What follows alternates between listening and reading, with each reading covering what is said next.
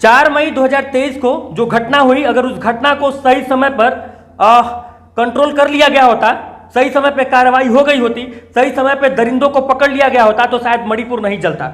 लेकिन 4 मई की घटना के 78 दिन बाद, यानी 70-75 दिन बाद पीएम मोदी का नींद खुलता है और वो होश में आते हैं और उनको लगता है कि अब बोल देना चाहिए। लेकिन आपको क्या पता है कि 4 मई को जो हुआ था सिर्फ उतना ही नहीं हुआ है जितना हम जानते हैं, जो जितना सोशल मीडिया पे तैर रहा है, उसके अलावा भी कुछ हुआ था। आपको पता है कि उस भीड़ ने उन स्त्रियों 3 महिलाओं को नंगा करके दौड़ाया, उनके साथ कुकर्म किया, उनके प्राइवेट पार्ट के साथ छेड़खानी की। सिर्फ इतना ही तो हम लोग जानते हैं ना। लेकिन इससे भी विभत्स घटना हुई है। यह भी घटना कोई छोटी मोटी घटना नहीं है, पूरी मानवता को शर्मसार कर देने वाली घटना है।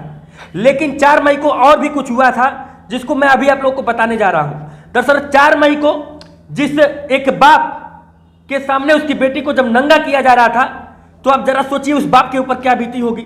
वह बाप उसका विरोध करता है, और जब विरोध करता है तो पता है उसके साथ क्या होता है, उसे वहीं पे गोली मार दी जाती है और वह वहीं पे मर जाता है। यानी कि उसकी निर्वस्त्र बेटी के सामने ही उसे गोली मार दी जाती है। जरा सोचिए वो स्थिति कितनी भयावह रही होगी।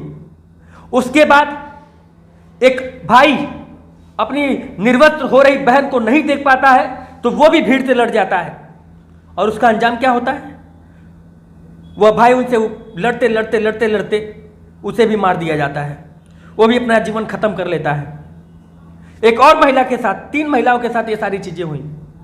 लेकिन दुख की बात यह है कि 4 मई की यह घटना 19 मई को एफआईआर होती है और 70-75 दिन बाद भी कार्रवाई नहीं हो पाती है।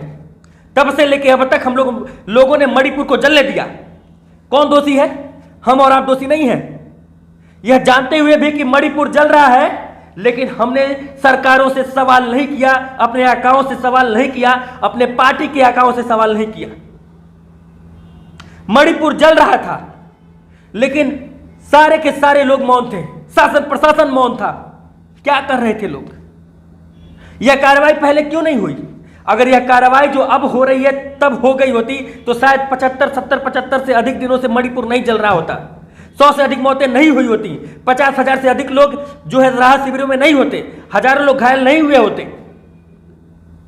लेकिन हमें क्या, हमारे अगल बगल में शांति व्यवस्था है, ये हमको लग रहा है। लेकिन ये एक बात याद रखिएगा, अगर मणिपुर में हो सकता है तो कहीं भी हो सकता है। यह नेता, ये पार्टियां सिर्फ और सिर्फ वोट बैंक की राजनीति करके हमारा इस्तेमाल कर रही हैं। जब सुरक्षा व्यवस्था सब कुछ उनके हाथ में है, संविधान की रखवाली उनके हाथ में है, तो मणिपुर में ये सारी घटना कैसे हो गई? और क्या वाकई में प्रधानमंत्री मोदी जी को इतना लेट जगना चाहिए था? उनकी नींद इतनी गहरी थी कि अब जाके वो जगे हैं? मोदी जी, आपसे ये उम्मीद नहीं थी। कम से कम ऐसे मामलों में तो आपसे ये उम्मीद नहीं थी। इस मामले में कार्रवाई भी तब हो रही है जब यह वीडियो वायरल हुआ। अगर यह वीडियो वायरल नहीं हुआ होता तो क्या हुआ होता? तो शायद यह मामला दब गया होता, और जब यह मामला दब गया होता तो शायद हमें मणिपुर हिंसा का असल कारण भी नहीं पता चल पाता। आप जरा सोचिए उस भाई के ऊपर क्या बीती होगी। वह भाई अपनी बहन की आबरू बचाते बचाते मर गया, शहीद हो गया, अपनी जान दे दिया उसने। एक पिता के सामने उसकी बेटी की इस तरह से इज्जत उतारी जा रही थी, और हम और आप देख रहे थे। जिस गर्व से इंसान पैदा होता है, उस गर्व के साथ इस तरह से छेड़छाड़, इस तरह से मानवता मर गई थी हम लोगों की। वहां पे इंसान थे क्या?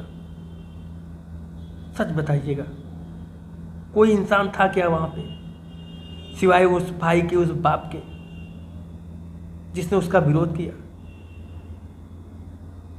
लेकिन एक बात याद रखिएगा, द्रौपदी के चीरहरण के बाद महाभारत हुआ था। एक बार फिर से द्रौपदी का चीरहरण हुआ है, और इस बार 3-3 द्रौपदियों का चीरहरण हुआ है। इतिहास किसी भी जिम्मेदार को माफ नहीं करेगा। इतिहास में काले अक्षरों से यह बात लिखा जाएगा कि जब पीएम मोदी, जी हाँ, जब पीएम मोदी प्रधानमंत्री थे उस वक्त की यह घटना है। यह घटना उस वक्त की है जब पीएम मोदी भारत को विश्वगुरु बनाने का सपना देख रहे थे। मैं सिर्फ और सिर्फ पीएम मोदी को जिम्मेदार नहीं मान रहा हूं, मणिपुर का सीएम भी जिम्मेदार है, मणिपुर का शासन प्रशासन भी जिम्मेदार है, वहाँ का डीएम भी जिम्मेदार है, वहाँ का एसएसपी भी जिम्मेदार है, एसपी भी, कमिश्नर भी, सब लोग जिम्मेदार हैं। हम और आप भी जिम्मेदार हैं जो सही समय पे सवाल नहीं कर पाए। बाकी मेरे पास कुछ भी नहीं है आज कहने के लिए। मणिपुर को जलने से बचाना होगा, हमें और आपको सवाल खड़ा करना पड़ेगा, हमें और आपको आगे आना पड़ेगा। जय हिंद।